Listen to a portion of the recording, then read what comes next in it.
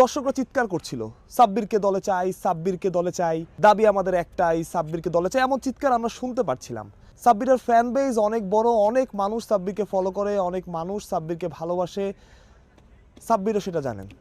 তাই middle order বা ফিনিশিংয়ে যখন কেউ খারাপ করেন, যখন কেউ রান করতে পারেন না, তখন বারবার একটা দাবি ওঠে, সাব্বির রহমানকে দলে চাই, সাব্বির রহমানকে চাই, সাব্বির আসলে হয়তো সমস্যাগুলোর সমাধান হবে। সাব্বির যে ধরনের ক্লিন হিট করেন, যেভাবে খেলেছেন, খুব স্বাভাবিকভাবেই এই জায়গার এই ব্যর্থতায় সাব্বিরের নামটা চলে আসে। দর্শকদের দোষ দিয়ে আসলে লাভ নাই, কারণ এই ফিনিশিংয়ে যারাই খেলেছেন তারাই সফল হতে পারেননি। তাই দর্শকদের মনে পড়ে সাব্বিরের ছক্কাটা, এশিয়া কাপে সাব্বিরের ওই ইনিংস, সাব্বিরের ভালো পারফরমেন্সগুলো, কিংবা বিপিএলে সাব্বিরের চোখে লাগার মতো ইনিংস। সুন্দর একটা ছক্কা 6 রানই হয়, তবে সুন্দর ছক্কাটা চোখে লেগে থাকে, যেটা সাব্বির রহমান মারেন, সাব্বির রহমান মারতে পারেন। আরেকজনের কথা আমরা শুনেছি, সৌম্য সরকার। তিনি বাংলাদেশ ওয়ানডে দলে আছেন, কিন্তু টি-20 দলে নাই। টি-20তে সৌম্যকে বিবেচনা করা হয়নি, যদিও তিনি শেষ ওয়ানডেটা খুবই ভালো খেলেছিলেন, দারুণ একটা নক খেলেছিলেন, তবুও সৌম্যকে আসলে বিবেচনা করা হয় নাই টি-20-র জন্য। যেটা আসলে অনেকের কাছে দৃষ্টিকটু লেগেছে। অনেকে ভেবেছেন যে সৌম্যকে ইনক্লুড করা উচিত ছিল 3 জন ক্রিকেটার। বাংলাদেশের ফিনিশিংয়ের দুর্বলতা তো 3 জন ক্রিকেটার সমাধান পাচ্ছেন না। আমি 3 জন ক্রিকেটারের নাম বলছি, দর্শকরা ক্রিকেটটা খুব ক্লোজলি ফলো করেন, তারা 3 জন ক্রিকেটারের নাম বলেন। সৌম্য ওপেনিংয়ে খেলেন, খুব ভালো, কিন্তু আপনি চাইলে সৌম্যকে 5-6ও খেলাতে পারেন, সেই সামর্থ্য সৌম্য সরকারের আছে।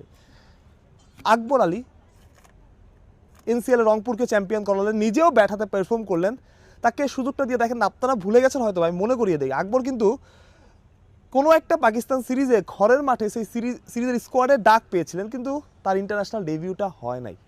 তারপরে কোথায়, কেন, কী কারণে আকবর আলী বাদ পড়েছেন, কোনো ম্যাচ না খেলে, আর তার খবরও নাই, বছরের পর বছর পেরিয়ে গেছে, সেটাও আসলে আমার জানা নাই। ফিনিশিংয়ের সমাধান 3 জন ব্যাটার।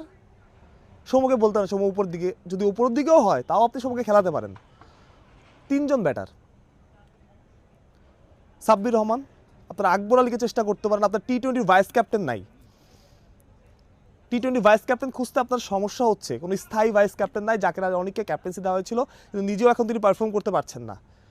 আপনার আকবর আলীকে রাখেন না ব্যাকআপ হিসেবে। লিটন দাস যদি খারাপ, দল কোনো কারণে আল্লাহ না করুক ইনজুরিতে পড়েন, তখন তো আপনি এশিয়া কাপের মতো আকবর আলীকে খেলাতে পারবেন। আকবর তো একবার আন করা না, বিশ্বকাপ জিতিয়েছে ভাই, তাকে আপনি খেলান। সৌম্য সরকার আছেন, সাব্বির রহমান। আমার কাছে মনে হয় বাংলাদেশের ফিনিশিংয়ের সমাধান সাব্বির রহমান, সৌম্য সরকার, আকবর আলী। অনেকে আমার সাথে একমত হবেন না, তাতে আসলে আমার আসলে কিছুই করার নেই। তবে আমি বিশ্বাস করি এই 3 জনই বাংলাদেশের ফিনিশিংয়ের সমাধান হতে পারেন, কিন্তু 3 জনে একজনও